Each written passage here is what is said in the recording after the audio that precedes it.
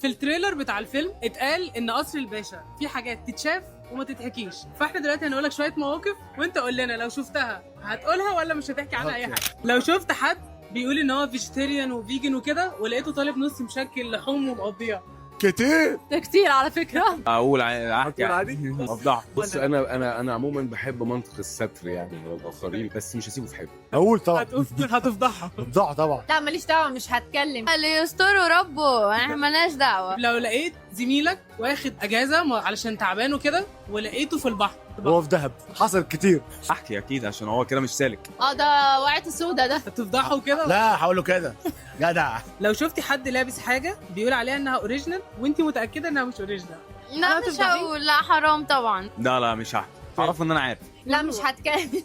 لا براحته ماشي فيه. لو شفتي البوي فريند بتاع صاحبتك قاعد مع واحده تانية هقول ده محتاج تفكير قبل ما تعمل اي حاجه، حسب القعده يعني.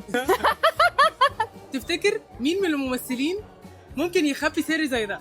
هو بيخاف من الضلمه بس مش قايل لحد. حاتم حاتم. باين قوي انه بيخاف الضلمه. انا المهم بتخاف من الضلمه. انا انتي؟ لا انا بهزر، انا بخاف من الطيارات. طيب حد عنده اكونت فيك على السوشيال ميديا ومش معرف اي حد وعايش حياته حمزه عادية. العيلي. صدق صح.